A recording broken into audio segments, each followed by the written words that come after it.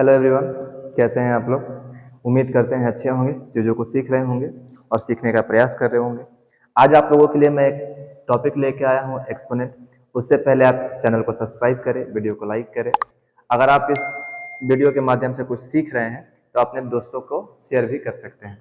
तो आज का टॉपिक हमारा क्या है, एक्सपोनेंट। हम लोग इसमें सीखने वाले हैं कि एक्सपोनेंट में कैसे चीज़ों को सॉल्व किया जाता है, किस तरीके से क्वेश्चंस को बनाया जाता है।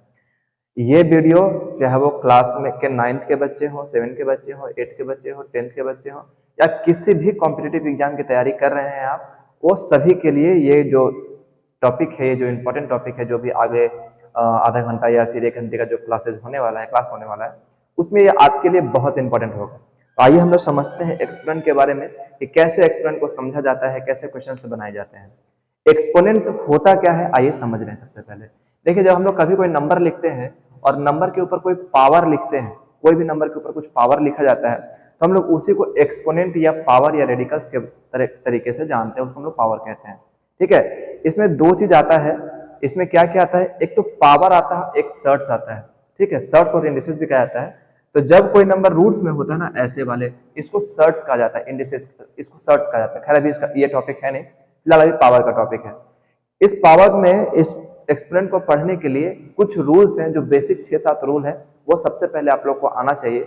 बिना उसके आप आगे उन चीजों को बढ़ नहीं सकते हैं, समझ नहीं सकते हैं। क्या है, सबसे पहले उन रूल के बारे में जानते हैं, तभी क्वेश्चंस को आगे हम लोग पढ़ेंगे, उसके बाद ही समझ में आएगा। क्या है कि अगर a का पावर n है इंटू a का पावर m है। ठीक है, आप बहुत अच्छे तरीके से देखिएगा कि अगर a का पावर n है और a का पावर m है, यहाँ पे आप क्या देखिए कि ये देखिए, ये बेस, इसको कहते हैं बेस, इसको कहते हैं पावर। ठीक है, तो जब देख रहे हैं दोनों का बेस सेम है, जब भी कभी बेस सेम होता है तो उनके ऊपर का जो पावर होता है उसको ऐड कर देते हैं। यानी सिंपली क्या लिखेंगे, a का पावर m प्लस n, ये इसका हो गया। ये पहला रूल है, लॉज ऑफ, हम लोग एक्सपोनेंट पढ़ रहे हैं, हम लोग पढ़ रहे हैं लॉज ऑफ एक्सपोनेंट। ठीक है, दूसरा क्या, मल्टीप्लाई में है तो डिवीजन में भी आएगा। a का पावर m है और अपॉन a का पावर n है। आप फिर से यहां देखिए, यहां क्या देखिए कि यहां भी देखो, ये बेस सेम है, यहां m लिख, ये n है, ये m। ठीक है, बेस सेम है। तो अब अगर ये डिवाइड में है तो ये किस में चला जाएगा, माइनस में चला जाएगा। अच्छे से समझिएगा चीजों को। थर्ड नंबर क्या है, थर्ड नंबर क्या है कि अगर किसी नंबर का पावर सेम है, जैसे a का पावर m इंटू b का पावर m। ठीक है, देखिए अभी तक बेस सेम था, अब क्या है, पावर सेम है। तो जब भी कभी पावर सेम होता है और बेस अलग अलग होता है तो दोनों बेस आपस में मल्टीप्लाई होकर जो पावर होता है वो ऊपर चला जाता है। बात समझ में आया, इजी है, कोई टफ काम तो है नहीं। चौथा क्या है कि अगर किसी भी ऐसे लिखा कि अगर किसी भी नंबर के ऊपर पावर है और फिर उसके ऊपर टोटल का पावर है, देख रहे हैं, पहले पावर है फिर उसके ऊपर पावर है, तो क्या होता है, जो पावर का जो पावर होता है ना, वो क्या हो जाता है, मल्टीप्लाई। ठीक है, उसके बाद क्या है, ये रूल्स आपको जानना बहुत इंपॉर्टेंट है। उसके बाद क्या है कि अगर किसी भी तरह से, जैसे ऐसे लिखा हुआ है a/b और होल पावर m लिखा हुआ है, तो आप इसको अलग अलग भी लिख सकते हैं। कैसे लिख सकते हैं, a का पावर m अपॉन b का पावर m, ये भी आप लिख सकते हैं। और क्या तरीका है लिखे इसका कि अगर कोई भी नंबर है, दुनिया का कोई भी नंबर, और उसके ऊपर पावर 0 है तो उसका वैल्यू कितना आता है, 1।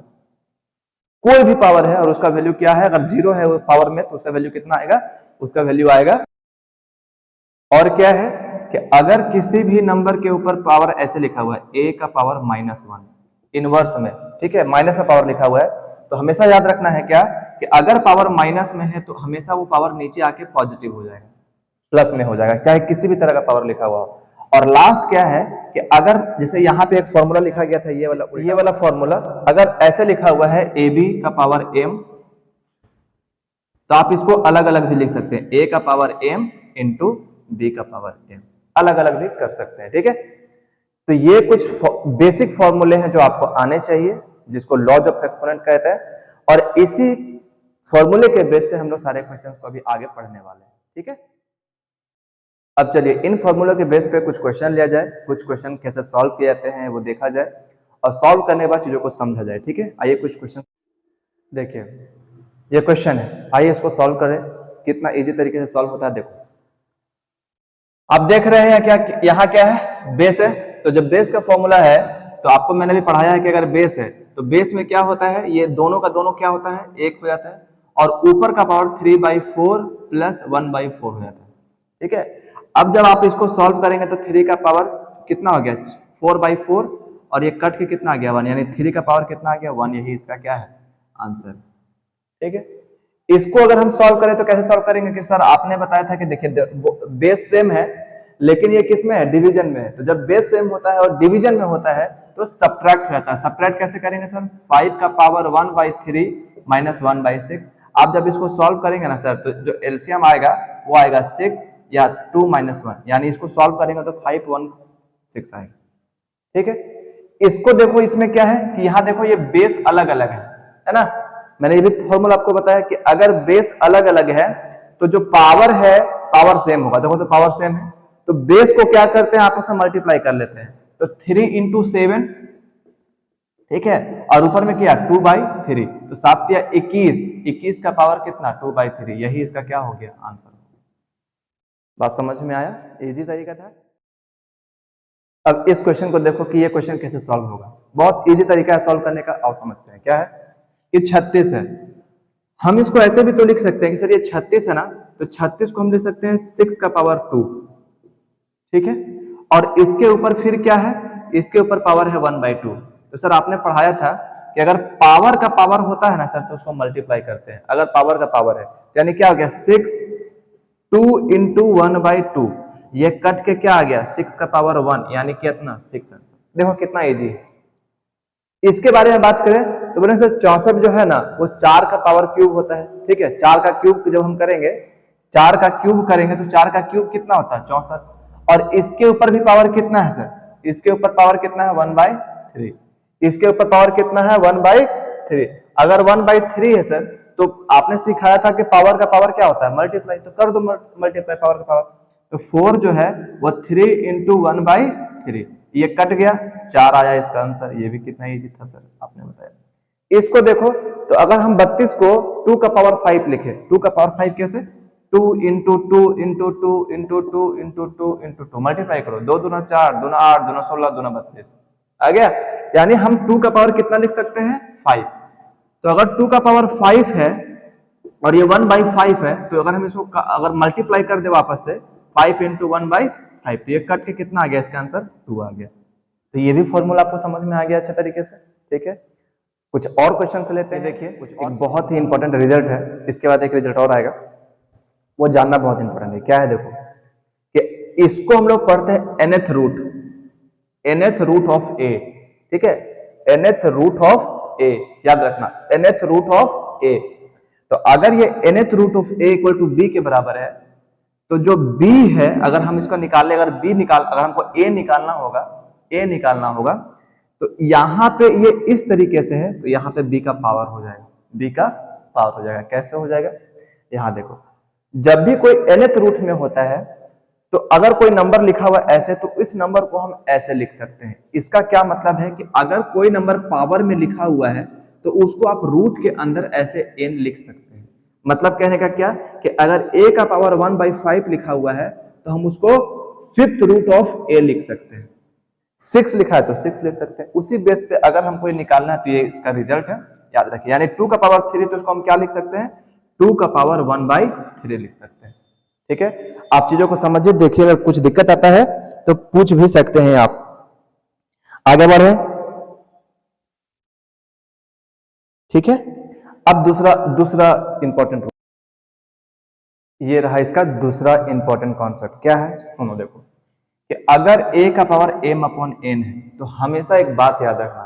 क्या बात याद रखना है कि जो ऊपर में नंबर रहेगा वो पावर में चला जाएगा। देखो a का पावर m, पावर का पावर क्या 1/n मल्टीप्लाई करेंगे फिर वही नंबर आ जाएगा। या आप ऐसे भी लिख सकते हैं।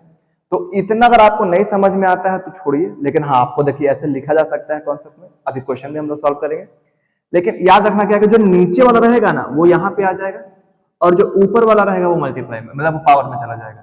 इससे आप nth रूट समझ सकते हैं, nth रूट समझ सकते हैं। कैसे कि जैसे 4 का पावर 3/2 है, तो इसको हम ऐसे लिख सकते हैं ना, 4 का पावर 1/2, 4 का पावर 1/2 लिख सकते हैं, ठीक। और उसका पावर क्या लिख सकते हैं, 3। तो आपको पता था क्या कि अगर ये 1/2 लिखा हुआ तो इसको हम ऐसे लिख सकते हैं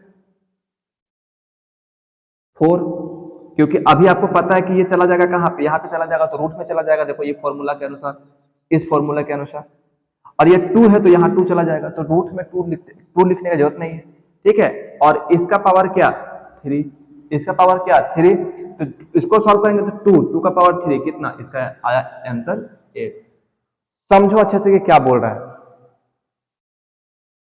देखिए कुछ क्वेश्चन लेके आया हूं, आइए सॉल्व करते हैं। कुछ क्वेश्चन कैसे सॉल्व करना है, अभी आपको ये क्वेश्चन सॉल्व करना है। वीडियो को पॉज कीजिए, क्वेश्चन को सॉल्व कीजिए, सॉल्व होता है कि नहीं देखिए, होता है तो कमेंट में आंसर बताइए।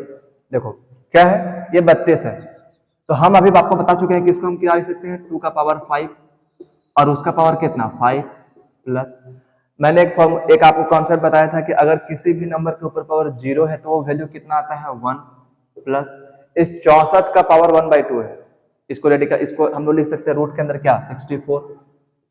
कोई दिक्कत इसमें आपको नहीं होना चाहिए। सॉल्व करो इसको, जब पावर का पावर मल्टीप्लाई कर दो, बच्चा जैसा करो, मल्टीप्लाई कर दो, मल्टीप्लाई करो तो ये और ये कट गया, ये कितना आया 1 और ये कितना है 64 को जब हम मल्टीप्लाई करेंगे तो 8 जा 64 होता है, ठीक। अब इसको सॉल्व कर देना है, 2 + 1 + 8, 8 2 10 और 1 1 कितना, इसका आंसर कितना आ गया 11।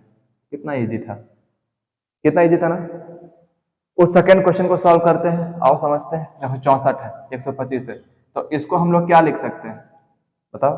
बोलेंगे सर 64 है ना, तो इसको अब हम लोग ऊपर मल्टीप्लाई करने के लिए क्या 4 का लिख सकते हैं क्या, कि सर ऐसे लिख सकते हैं 4/5 और 4/5 का पावर कितना 3। कैसे, 4 को 3 बार मल्टीप्लाई करो, 4 × 4 × 4 64 आ गया, 5 को 3 बार मल्टीप्लाई करो, 5 × 5 × 5 125 आ गया। और उसका क्या पावर है सर, तो बोलेंगे सर -2/3 है, उसका -2/3 है। आपको मैंने सिखाया है पावर का पावर क्या होता है, मल्टीप्लाई कर दीजिए। तो 4 का पावर कितना 5, 3 और उस 3 × -2/3, ये और ये कट गया, तो 4 का पावर -2 आया। हम लोग इसको ऐसे भी लिख सकते हैं कि अगर ये माइनस को हटाने के लिए उसको उल्टा कर दो, तो इसको हम क्या लिख सकते हैं 5 का पावर 5/4 का पावर कितना 2। इसको सॉल्व करोगे तो 25 अपॉन कितना 16, यही इसका आंसर आया। देखो हमको बनाने से इंपॉर्टेंट नहीं है, वीडियो को पॉज किया करो, खुद से क्वेश्चन बनाओ और देखो कि कहाँ हम गलती किए थे और सर कहाँ सही किए हैं, ठीक है। और कुछ क्वेश्चन लेते हैं, ठीक है ना। आइए जरा देखा जाए इसको कैसे सॉल्व किया जाए, इस क्वेश्चन को कैसे सॉल्व करते हैं, आओ समझते हैं। देखो ये 343 लिखा हुआ है, इसको हम ऐसे लिख सकते हैं कि सर 343 का पावर -2 और ये 1/3। आपको मैंने बता रखा है कि यहाँ जो nth रूट लिखते हैं या nth पावर जो होता है वो इधर आके किस में चला जाता है, पावर में चला जाता है और फ्रैक्शन में हो जाता है। इसका जब आप तोड़ोगे तो ये 7 का क्यूब आएगा, करके देखो, मुझे तो याद है इसलिए मैं लिख दे रहा हूँ, ये 7 का क्यूब आएगा, ठीक है। ये 3 4 3, पहले सबसे पहले क्या करो 3 4 3, इसको जब आप करोगे तो क्या -2/3, ये आ गया मल्टीप्लाई में। अब फिर इसको करो, इसको जब करोगे सॉल्व तो क्या 7 का पावर 3, 7 का पावर 3 जब करोगे तो ये कितना आ गया, बोलेंगे सर ये आ गया आपका -2/3। जब इसको आप मल्टीप्लाई करोगे तो 7 3 × -2/3, ये कट गया, 7 का पावर -2। आप इसको नीचे ले गए आ जाओ, 1/7 का पावर 2 यानी 1/ कितना 49, इसका आंसर आ गया, 1/ इसका 49 आंसर आ गया। इसका आंसर आप खुद निकालिए और कमेंट बॉक्स में इसका आंसर बताइए। हम लोग आज के लिए इतना ही रखते हैं, ठीक है ना। आप क्या कीजिए कि मैंने जो कॉन्सेप्ट आपको बताया है उन चीजों को रिवाइज कीजिए, समझिए, पढ़िए क्या उस कॉन्सेप्ट में लिखा हुआ है। फिर इसके बाद अभी क्वेश्चंस बहुत अच्छे आने वाले हैं, आपको समझने वाले आने वाले हैं कि आप थोड़ा सा कंफ्यूज भी होंगे उन सारे क्वेश्चंस में। तो जब तक आपको सारे फॉर्मूला याद नहीं होगा, ज्यादा कॉन्सेप्ट नहीं याद होगा, तो उन चीजों को समझना थोड़ा डिफिकल्ट होगा। इसलिए आप इन चीजों को पढ़िए, समझिए, सीखिए और तब तक चीजों को रिवाइज भी करते रहिए, ठीक है। फॉर्मूला याद होना चाहिए। मिलते हैं नेक्स्ट वीडियो में, लेकिन हाँ वीडियो को जरूर लाइक करना, चैनल को सब्सक्राइब करना। वीडियो पे पहली बार कोई है तो उसको जरूर सब्सक्राइब कर लीजिए वीडियो को, और वीडियो को नहीं यार, चैनल को सब्सक्राइब कर लीजिए और वीडियो को लाइक कर दीजिए। ठीक है, मिलेंगे हम लोग नेक्स्ट वीडियो में। आप चीज़ों को तब तक रिवाइज करते रहिए। जय हिंद।